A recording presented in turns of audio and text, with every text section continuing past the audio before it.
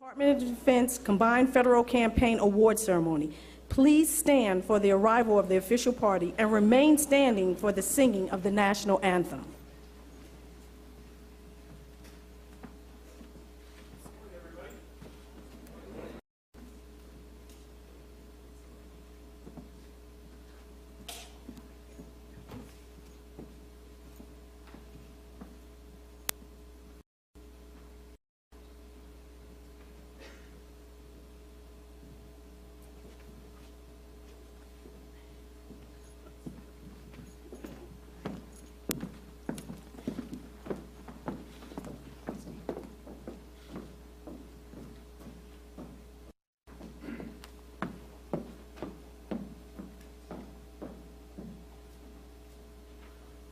Oh, say, can you see by the dawn's early light what so proudly we hailed at the twilight's last gleaming, whose broad stripes and bright stars through the perilous fight o'er the ramparts we watched were so gallantly streaming, and the rockets' red glare, the bombs bursting in air, gave proof through the night that our flag was still there.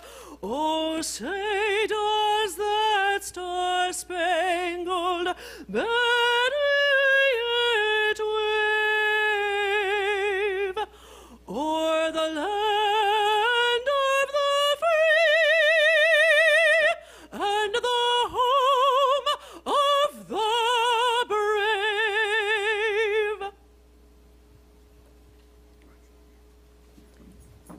Please be seated. Welcome Mr. Michael Rose, Director of Administration for the Office of the Deputy Chief Management Officer.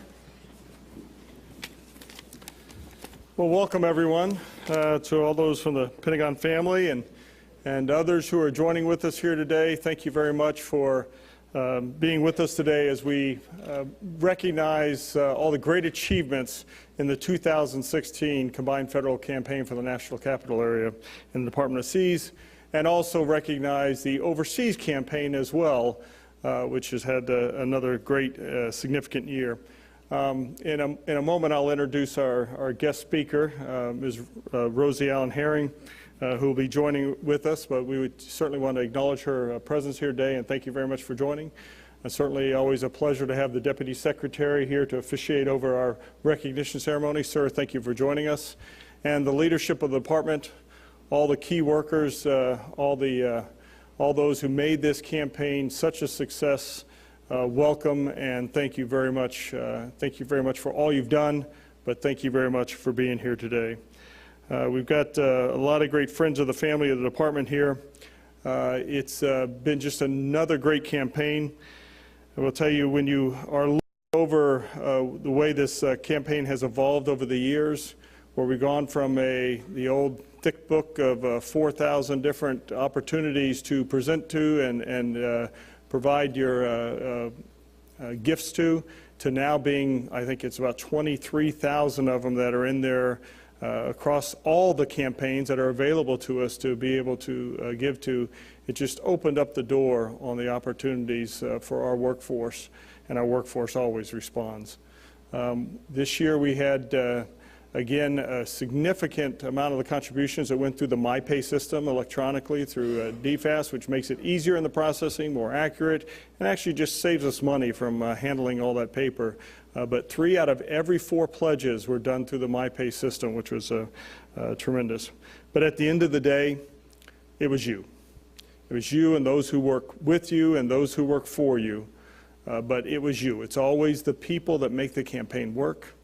And it's always the people that provide for the success, and most importantly, that success is not a number goal, it's not an achievement, it's the fact that it's helping individuals, it's helping organizations, it's helping people we work with, it's helping people we will never meet and never know.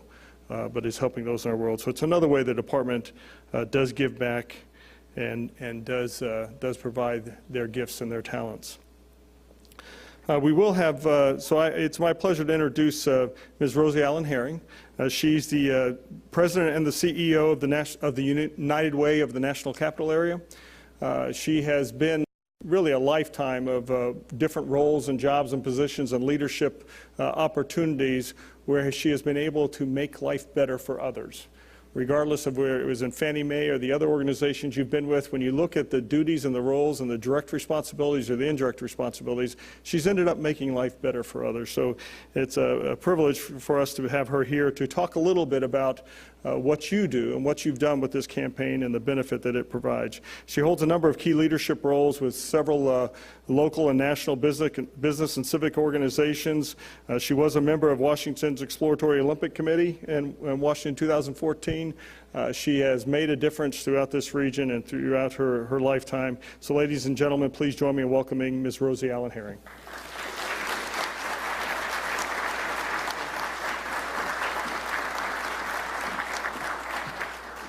Well, good morning, should I say, everyone. How are you?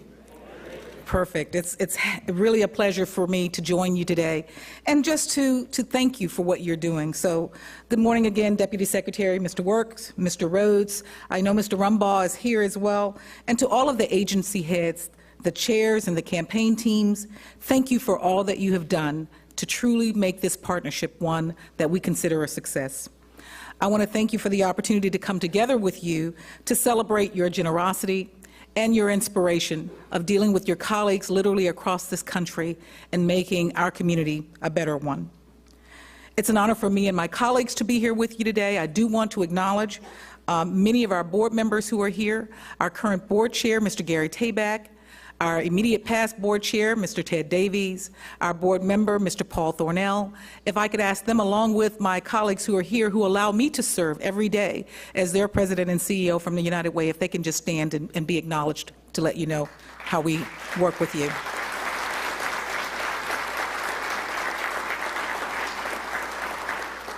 For more than 40 years, your United Way, and I call it your United Way because we literally work for you, has really sought to be your partner in making the choice around how you want to do your philanthropy.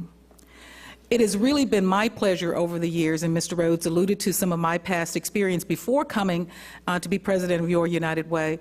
It really is about, at the end of the day, giving back.